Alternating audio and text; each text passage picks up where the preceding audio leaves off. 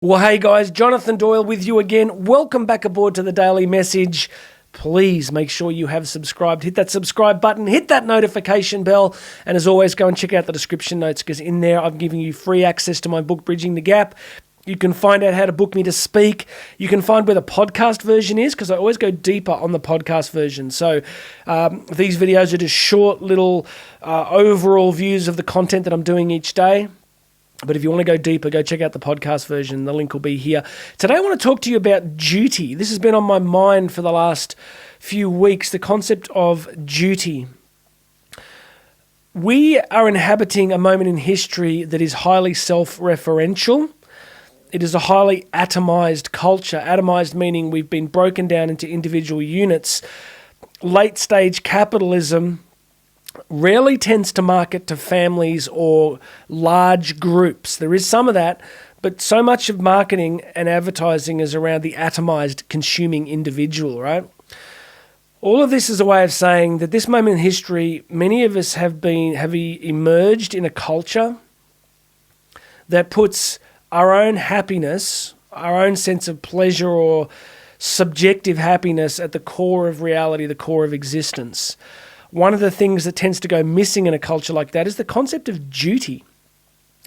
When I was doing postgrad philosophy, we would talk about something called deontology. Deontology is the actual philosophical science of duty. What do we owe to each other? What do we owe to the people close to us? What do we owe to our children, to our parents? What do we owe to our spouses? What do we owe to our friends? So I wanted today to just put back on our radar this concept of duty. Ever thought about that? That what if everything isn't about our own subjective happiness? What if a lot of life is about doing things because they are the right thing to do and they are appropriate to the state or the stage of life that we are in? I got 3 young kids.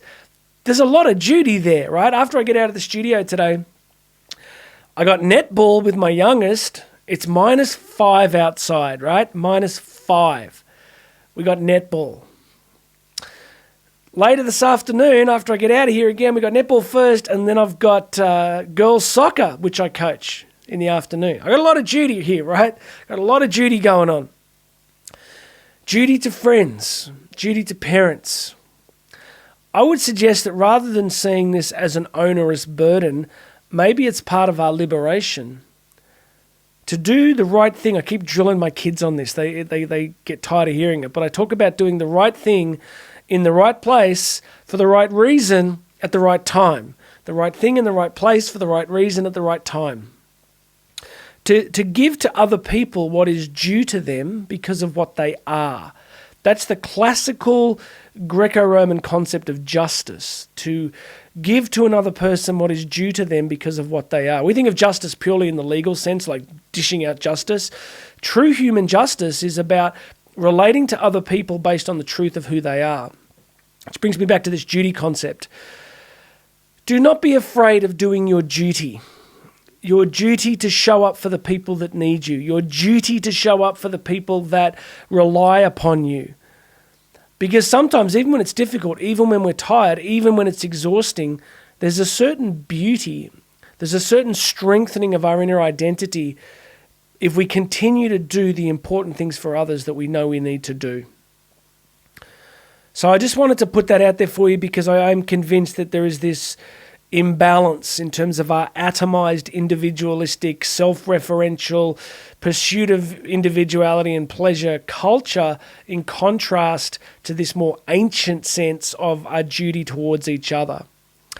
So I hope that's not too esoteric. I hope you can see that in your life, are there relationships or situations that you're finding draining or exhausting, but you can reframe them and go, yeah, this is hard, but this is part of the contract of relationships of which I'm embedded.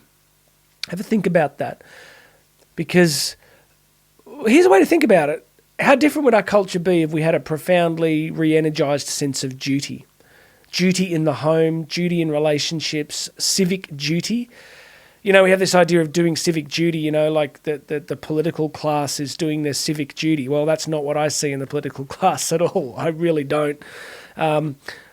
I know that there are some good men and women out there trying to do their thing, but the deep we've been studying world history here with the family, and if you look at the real Greco-Roman, particularly the Roman concepts of civic duty, that the ruling class, yes, they profited, but there was a sense of a commitment to greater Rome, to a greater sense of civic duty, to build and protect and nurture the state itself and the individuals within it. So you can see one way of proving today's thesis is to go, well, what if there was no sense of duty? What if nobody had any sense of duty to anyone?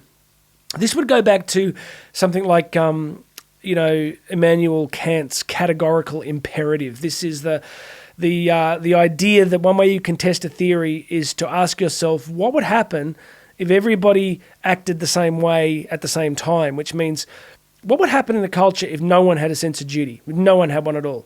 Spouses didn't have it, kids, parents, grandparents, no one had a sense of duty. Police, politicians, military, no one had a sense of duty. What sort of society would you get? And then inversely you say, what sort of culture would we get if everybody had a strong sense of duty? Well, you get a very different kind of culture. So it's one of the ways to play around with whether a theory is accurate and useful. So friends, get back into the stream of life. Look around you for where you need to step up and do your duty. I'm going to be doing it very soon in -5. You're going to be doing it in a different circumstance. But let's be men and women who understand what life requires of us, what those we love require of us, and let's get about doing it graciously, as joyfully as possible, because it'll change us. It'll help us to become more mature, more grounded, more dependable, more loving men and women. All right, please make sure you've subscribed. Hit that subscribe button. What else? Go check out those description here, because I want you to get free access to my book. Go do that. Grab it for yourself. Book me to speak. There's links there, and you can check out the podcast version. God bless you, everybody. My name's Jonathan Doyle. This has been The Daily Message, and you and I are going to talk again tomorrow.